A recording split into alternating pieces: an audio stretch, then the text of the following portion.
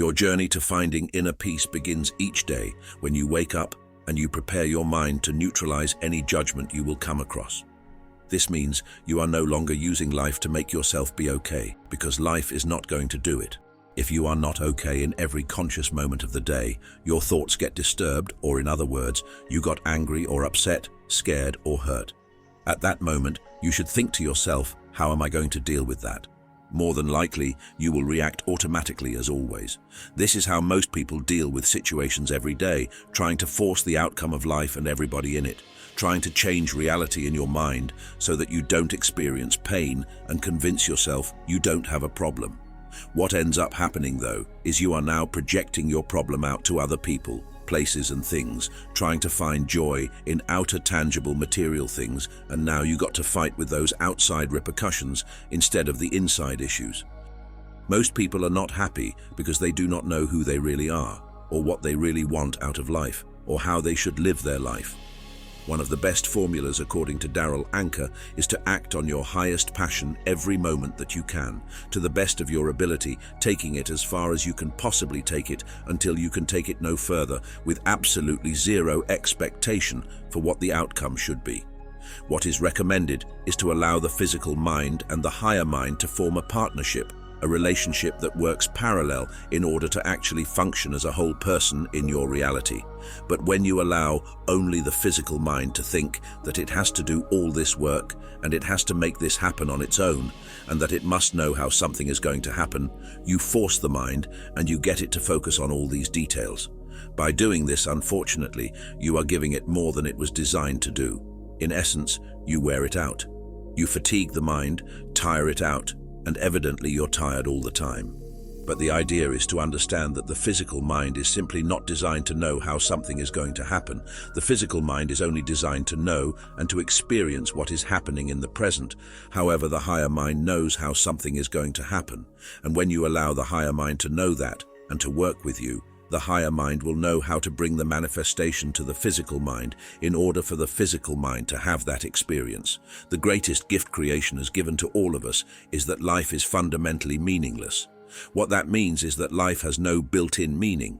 In other words, you were designed to give it the meaning you prefer, and the meaning you give it will determine how you experience it, no matter how the situation looks, because every situation is neutral. It can allow you to experience a positive or a negative effect in your life. It isn't how the situation looks that makes the difference. It's how you respond to the situation that makes the difference. More clearly explained, don't think the outer world needs to change in order for you to know that you have changed. Just make the change within yourself, know that you have changed, and behave as if you have changed, and you will prove to creation that you have changed, because you will be responding differently to the outer reflection, even if the outer reflection stays the same. Another way to find inner peace with ourselves and peace with others is we must detach our sense of self-worth from everything, more so anything, outside of our control. This means our looks, career, education, our family, money, and what others may think of us. Your true worth is not in what you have, but in what you are. You want to find your sense of self-worth. The fact is, you don't need much more to prove your worth, regardless of what society wants you to believe. There is no need to dwell on how successful I should have been by now or pursue any expected outcome. Relax and release your expectations for what you think should happen or how you believe your life should unfold. We often disappoint ourselves over and over again when we don't see realized what we expected to see materialize in our life, or when we react to other people's opinions or statements about us. The potential of people to do the greatest emotional damage are the people who are the closest. Perhaps the most important and effective way to learn to have peace with others is to cultivate feelings of compassion with everything and everyone. Whether it's yourself you need to forgive or someone else, finding ways to understand the situation from the other point of view can be helpful for forgiveness and healing. It may not be easy to do this, as finding compassion for someone who has hurt us can feel a lot like letting go of our own power, but often the opposite is true. Finding the strength to forgive through empathy and compassion is the best way to gain control over your feelings of resentment. It can be so hard to forgive because so often we simply feel we are in the right, and we tend to define the idea of another person as meaningless or of no value to our own measure. Nevertheless, in the face of the worst behavior we encounter, it is good to keep in mind, in order to increase our chances of finding peace with others and being able to forgive freely. We must remember how the other person got there, how they got to this point of reasoning in their way of behavior in their life.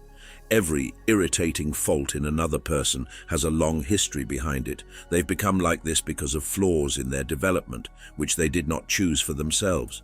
They were shaped by troubles which we cannot see, but which we know must exist. The arrogant person was trapped at some big point in their personal evolution, in an environment where being modest and reasonable seemed to guarantee they would be trampled on. Or take the example of the hypercritical individual who their personality was growing around people who couldn't take a gentle hint, so they came to rely on blunt assertions and being rude. Or in contrast, the frustratingly timid and shy person who was at some stage terrified to show what they learned because they were around people who were hard to please. So we find that behind every failing, behind everything that's wrong, frustrating and infuriating about those individuals who we deal with, have a history of trauma encountered before.